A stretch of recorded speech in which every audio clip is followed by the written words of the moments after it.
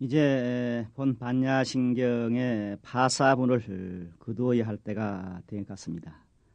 파사분의 마지막 부분인 무지영무덕 이무소득고 설기도 없고 또한 얻음도 없다. 모두가 얻을 바 없기 때문이다라는 구절을 설명할 때가 되었기 때문입니다. 교재로서는 157쪽 중간입니다. 그렇습니다. 경에서는 설기도 없고 또한 얻을 것도 없다. 무지영무덕이라고 설하고 있습니다. 그런데 이 말 역시 공 가운데는 이라고 하는 말을 앞부분에 두고 이해해야 합니다. 즉, 공 가운데는 설기도 없고 또한 얻을 것도 없다는 것인데요. 공의 참모습을 밝히는 마지막 부분이라 할 수 있습니다. 그렇다면 이 말은 무슨 뜻일까? 여기서 말하는 설기란 설기란 것은 주체적인 인식으로 우리들이 수행을 통해서 체득한 바른 지혜입니다. 그리고 얻을 것이란 것은 얻을 것이란 것은 그 바른 지혜에 의해서 얻게 되는 해탈이나 열반입니다. 그러니까 공 가운데는 수행해서 체득하는 지혜도 없고 그 지혜에 의한 바른 해탈도 없다는 뜻이 됩니다. 자, 왜 지혜도 없고 해탈도 없는가? 불도를 닦는 최후의 목표가 어떤 그 미혹과 번뇌를 끊어서 깨달음을 이루는 데 있으면 재론의 여지가 없는데, 그리고 오직 이 일을 위해서 부처님의 84,000 법문이 베풀어지고 온갖 수행문이 시설되는데도 불구하고, 그리고 반야신경에서는 바로 이 일을 위해서 지금까지 일체가 공임을 설하였는데도 불구하고, 또한 5가지 모임도 없고 영각성의 수행 방법인 12인연도 없고 성문성의 수행 방법인 4가지 성스러운 진리까지도 없다고 설하였습니다. 특히 대품 반야경에서는 아라한도 없고 아라한과도 없으며 벽지불도 없고 벽지불도도 없으며 부처님도 없고 불도도 없다고 설했습니다. 이러한 수행문을 통해서 우리들은 비로소 일체는 공이라는 지혜를 얻게 됩니다. 그러나 일체가 공이라고 깨닫는 것이 반야지를 체득한 것이라고 그 지혜에 사로잡히고 만다면 그것은 이미 바른 지혜가 아닌 것입니다. 5가지 모임으로 구성된 자신이 공하고 다시 그 수행문이 공한데 공한 자신이 공한 수행으로 얻는 지혜가 어디에 있겠는가 하는 것입니다. 만약에 있다고 한다면 그것은 다시 공이라는 곳에 붙잡힌 지혜입니다.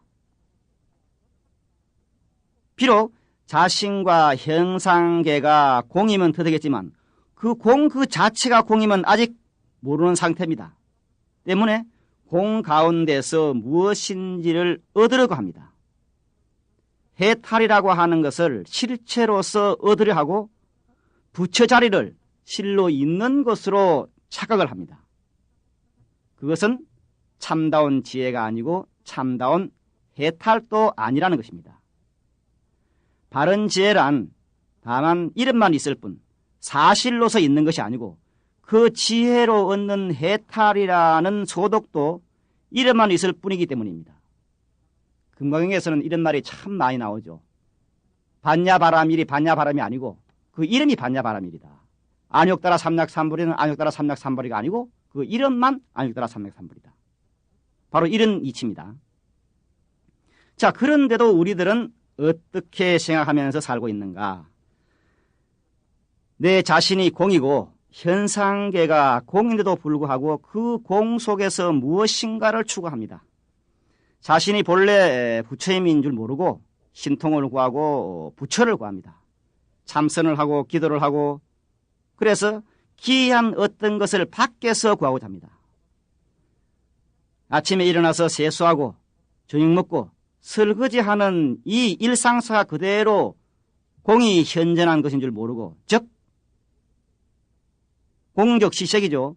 공적시색인 줄 모르고 하늘에 있는 별이라도 다른 신묘한 무엇인가가 따로 있다고 생각하면서 아주 동분서주합니다. 그러나 이러한 신묘한 것에 어떤 지혜와 해탈이 있는 것이 아닙니다. 서산에 해넘어가니 동천에 닿더네 일락서산 월출동 이런 이치 외에 불법이 따로 있는 것이 아닌 것입니다.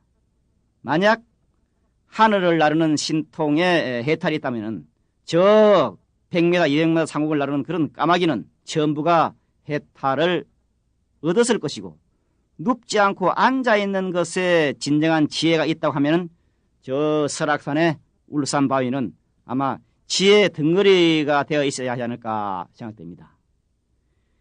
우리들은 부처님의 생애를 통해서 이 점을 분명히 볼 수가 있습니다.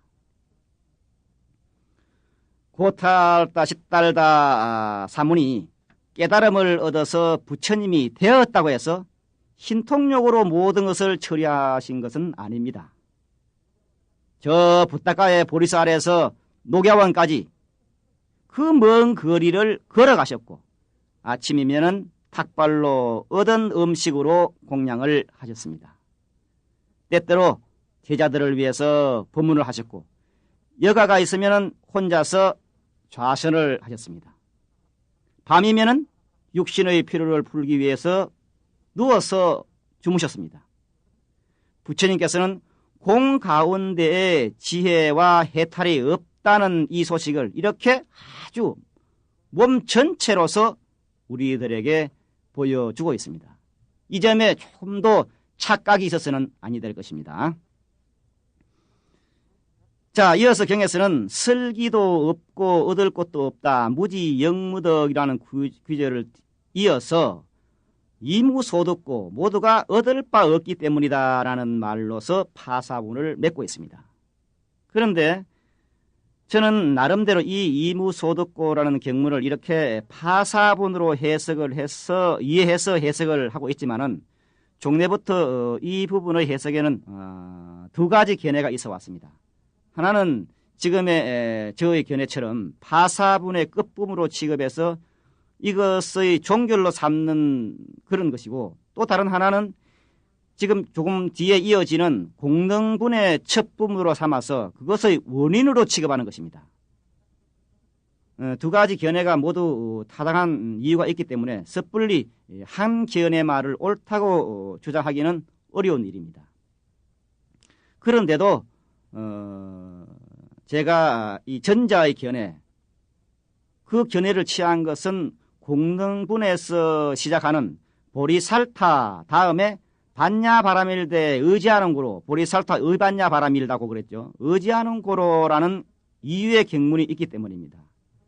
즉 학자들이 주장하는 바와 같이 이 부분은 산스크리트 본에는 없는데 이 산스크리트 본처럼 없는 것이 차라리 이해하기가 쉽고 또한 파사분과 공능분을 연결하는 고로 하는 그러므로 하는 연결사로 취급하는 것이 적당할지도 모릅니다. 그런데도 제가 파사분으로 구태여 보는 것은 이 반야신경 경문의 충실을 기하기 위해서는 하나를 선택해야 하고 이때 이무소득고라는 기절을 파사분으로 취급하는 것이 반야신경 경문 전체 흐름으로 보아 무리가 없다고 생각하기 때문입니다. 자, 이 모두가 얻을 바 없기 때문이다. 이무소득고라는 기절은 지금 말씀드린 바와 같이 파사분을 맺는 종결구라고 할 수 있습니다. 즉, 이 일꾼은 앞에 있는 설기도 없고 또한 얻을 것도 없다. 무지영무독이라는 구절에만 해당되는 것이 아닙니다. 파사분 전체를 듣고 있는 것입니다. 지금까지 우리들은 파사분을 통해서 공 가운데 모든 것이 없음, 무임을 살펴보았습니다. 그래서 공 가운데는 5가지 모임, 12가지 영역, 18가지 요소가 없고 12인연과 4가지 성스러운 진리 그리고 바른 지혜와 바른 해탈까지도 없다는 점을 아주 자세히 살펴보았습니다. 자, 관자재보살은 무슨 까닭에 공 가운데는 이 모두가 없다고 말씀하시는가? 경에서는 그 이유를 이무소득고 모두가 얻을 바 없기 때문이다라고 설하고 있는 것입니다. 즉 모두가 얻을 것이 없기 때문에 5가지 모임도 없고 나아가 바른 해탈도 없다는 것입니다.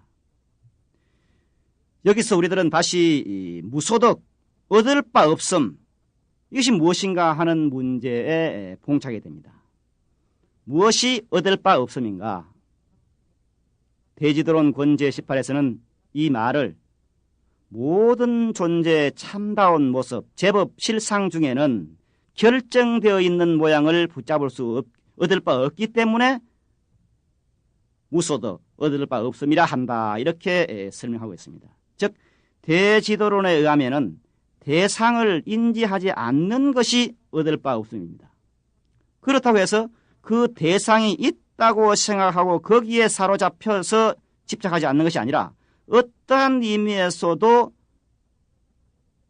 얻을 바 있음, 그것을 허락하지 않는, 유소득을 허락하지 않는 것입니다. 비유하자면 마치 교묘한 그 요술쟁이가 사거리 가운데서 대중을 만들어내고 그들이 밥을 구하면 밥을 주고 물을 구하면 물을 주고 내지 갖가지 구하는 바를 전부 주는 것과 같습니다. 이때 그 요술쟁이는 실로 어떤 대중이 있어서 주는 것인가 하면 그렇지 않죠.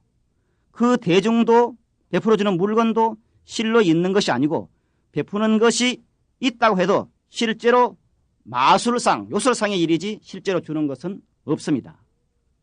이처럼 모든 것의 모양은 환상과 같은 것입니다. 사실이 이래한데 어디 얻을 바, 붙잡을 바가 있을 것인가 하는 문제입니다. 일체 만유가 시간과 공간 속에서 실제로 존재한다는 생각에서 집착과 분별이 생기고 그러한 관념이 우리들을 구속합니다. 그러나 그것은 실로 있는 것이 아닙니다. 바로 이 점을 체득해서 일체의 집착과 분별을 여일 때 그때 인간에게는 참된 해방과 자유가 있게 되는 것입니다. 세상수에 갇혀있던 새가 좁은 세상과 거기에 놓여있는 먹이가 전부라고 여겨가지고 거기에 집착한다면 어찌 저 넓은 허공을 나르는 자유와 해방이 있을 수 있겠습니까? 세상 속의 새가 세상에서 나올 때 자유가 있듯이 현상계에 대한 어떤 집착과 분별을 여일 때 우리에게 공이라는 새로운 세계가 열려오는 것입니다. 그리고 무소득이기 때문에 어떠하냐? 우리는 보통 소득이다 하면 내가 없는 그것을 누군가가 얻었을 때 가령 일을 해서 월급을 받았을 때 소득이 생겼다 그러죠. 나에게는 없는 어떤 것을 내가 얻었을 때 소득이 생겼다 그럽니다. 그럼 무소득은 뭐냐? 본래 나에게 있는 것입니다. 공 속에서는 본래 나에게 온갖 부처님의 공덕 생명이 나에게 있으니까 그것을 구태여 얻지 않아도 있는 것이니까 이것을 무소득이라 하는 겁니다. 이 점 또한 분명히 우리들이 이해를 하고 있어야 되는 것입니다. 자, 이렇게 여기에서 파사분이 끝나고 이어서 공능분이 시작이 됩니다. 공능분의 범위를 잠시 보겠습니다. 보리살타의 반야 바라밀다고 신무가에 무가에고 무유공포 헐리전도몽상 구경열반 삼세제불의 반야바라밀다고더 한육따라 삼야삼보리. 자, 여기까지입니다. 해석해보자면은 보리살타는 반야바라밀다에 의지하는 고로 마음에 걸림이 없고 걸림이 없는 까닭에 공포가 없으며 뒤바뀐 허망한 생각을 멀리 떠나 마침내 열반을 얻는다. 삼세 모든 부처님도 반야바라밀다에 의지함으로써 안욕따라 삼약삼불이를 얻는다. 여기까지입니다. 자, 먼저 보리살타라는 말이 나오죠. 보리살타 이반야바라밀다 고 해서 보리살타라는 말이 나옵니다. 반야심경은 부처님의 위실력 속에서 관자재보살이 스스로 반야바라미를 행해서 일체 어떤 그 정신적 물질적인 것이 공임을 분명히 보고 그리고 그 결과 온갖 고통에서 벗어났다는 사실을 증언한 말로 시작이 되었습니다.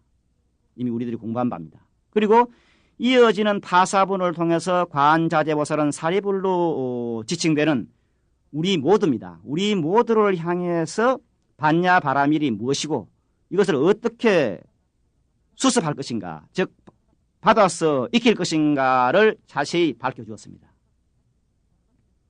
그리고 공능부는 반야바라밀이 중생에게 어떻게 작용을 하며 이것을 행하는 우리들에게 무슨 이익을 주는지를 보여주는 것입니다.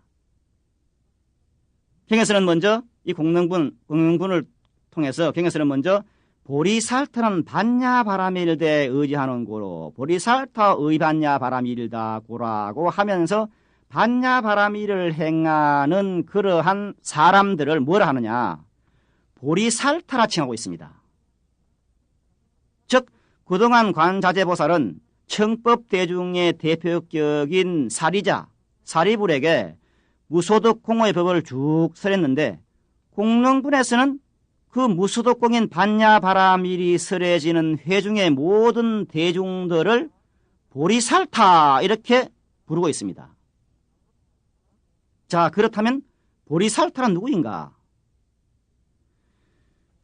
우리들은 이미 이 부분의 설명을 통해서 보리살타의 어원에 관해서는 고찰해 본 적이 있습니다. 그때도 말씀드린 것처럼 보리살타란 보살이란 말과 마찬가지로 산스크리트 보디사트바의 음력이었습니다. 그런데 여기서 문제가 되는 것은 보디사트바를 왜 보살이라 하지 않고 보리살타라고 표현했는가 하는 점입니다. 외국어를 번역하는 데는 예나 지금이나 두 가지 방법이 있습니다. 하나는 뜻으로 번역하는 것이고 다른 하나는 소리 나는 대로 그대로 표기해서 외래어로 사용하는 것입니다. 그리고 외래어로 포기할 경우에는 가능한 외국어의 발음과 비슷하거나 같아야 됩니다. 이런 원칙에서 본다면 버머 보디사트바의 음력은 보리살타가 보다 적당하고 불교가 중국에 전래되던 초기는 아마 이 말이 보편적으로 사용되었는지도 모릅니다. 이러한 사실은 성조대사라는 대법사 계셨는데 이 성조대사의 저술인 주유마일경 권제 1에는 이러한 사실을 이렇게 확인할 수 있습니다. 한번 읽어보겠습니다. 보살은 바른 음으로 보리살타라 한다. 보리는 부처님의 도를 이름함이고 살타를 진나라에서는 대심중생이라 한다. 대심이 있어서 부처님의 도에 들어감을 보리살타라 이름한다. 바른 이름에 번역은 없다. 이렇게 되어 있습니다. 즉 성조대사는 보살의 바른 발음이 보리살타라는 것을 분명히 하고 있습니다. 그러나 언어란 것은 시대의 소산인 동시에 사람과 사람 사이의 약속입니다. 그렇죠? 때문에 서로 간의 약속에 의해서 언어는 바뀔 수가 있습니다. 이와 같은 관점에서 보면은 보디사트바 역시 바른 음사어가 보리살타인 것은 틀림없지만은 약속에 의해서 훗날 보살이란 말로 간략히 줄여서 표기하기에 이르렀고 그것이 일반화되었다고 이렇게 생각할 수 있습니다. 물론 반야싱의 최초 번역인 구마라스 그 역에서는 이 부분을 보살이라 적고 있습니다. 하여튼 경에서는 비록 보리살타라고 표현을 하고는 있지만 보리살타라는 그 음사어를 줄인 말이 보살이기 때문에 우리들은 이것을 그냥 보살이라고 이렇게 이해하면 쉽겠습니다. 자, 경에서는 지금 말씀드린 것처럼 반야바라밀을 행하는 사람들을 보리살타, 즉 보살이라고 부르고 있습니다. 그렇다면 보살은 누구이며 무슨 까닭에 반야바라밀을 행하는 사람들을 보살이라고 부르는가 하는 점입니다. 보살이란 대성의 수행자입니다. 성문이나 벽지불이 자기의 해탈만을 구해서 이른바 혼자서 작은 수레를 타고 깨달음의 피안으로 가는 데 비해서 보살은 모든 중생과 더불어 구제되는 것을 서원해가지고 거대한 수레를 타는 그런 수행자입니다. 마치 승용차가 아주 편리하고 또 편안하긴 하지만은 많은 사람이 탈 수 없는 것처럼 성문이나 벽지불의 수행은 자기만을 위한 것입니다. 그러나 버스나 기차 등은 조금 불편하죠. 그런 불편하지만은 많은 사람이 타고 목적지에 갈 수가 있습니다. 그 큰 수레의 운전자가 바로 보살입니다. 대품반야에서는 이 대성의 수행자를 스스로 보살성이라고 부르면서 성문이나 벽지불보다 우월함을 아주 자랑스럽게 표현하고 있습니다. 성성품 대품반야경요. 성성품 제16에서는 무엇을 보살마살이 대성에 오른다고 하는가라는 사리불의 물음에 불운하는 이렇게 대답을 합니다. 제가 한번 읊어드리겠습니다. 보살마살이 처음 마음을 내어서 붙어줄고 보살의 신통을 혼만히 갖추어 중생을 제도하여 해탈시키고 한 부처님 국토에서 다른 부처님 국토에 다니면서 모든 부처님을 공경 공양 존중 찬탄하며 여러 부처님으로부터 교법을 듣고 받는 것이 소위 보살의 대성입니다. 이 보살은 이러한 큰 수레를 타고 한 부처님 국토에서 다른 부처님 국토에 다니면서 부처님의 국토를 밝히고 중생을 제도하여 해탈시키지만 처음부터 부처님의 국토라는 생각도 없고 또한 중생이라는 생각도 없습니다. 이 사람은 둘이 없는 법 중에 머물러서 중생을 위해 몸을 받고 그 마땅한 바를 따라 스스로 자신의 모습을 변화하여 그들을 교화합니다. 내 질체를 얻을 때까지 마침내 보살의 수레를 여의지 않으니 이것을 보살성이라고 말합니다. 이 보살성일 최종지를 얻고 나서는 진리의 수레바퀴를 굴리니 성문이나 벽지불 및 하늘 용기신 아수라 세간의 인민들의 굴림으로서는 미치지 못합니다.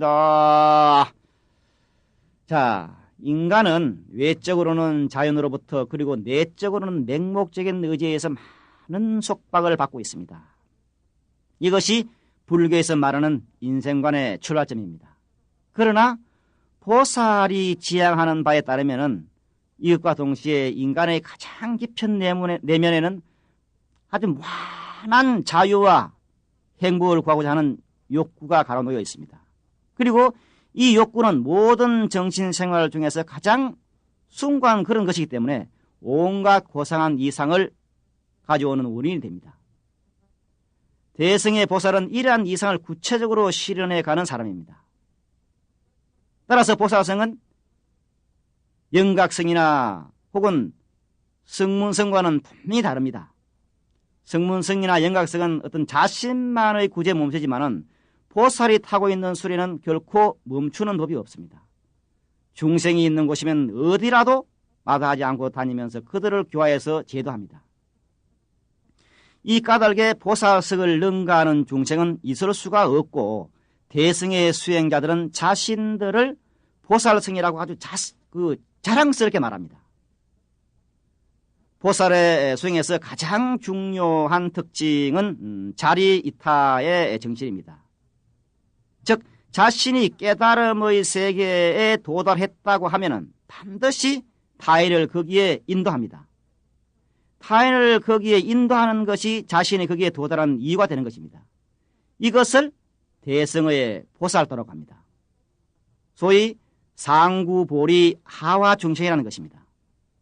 즉 위로는 깨달음을 구하고 아래로는 중생을 제도한다는 것입니다.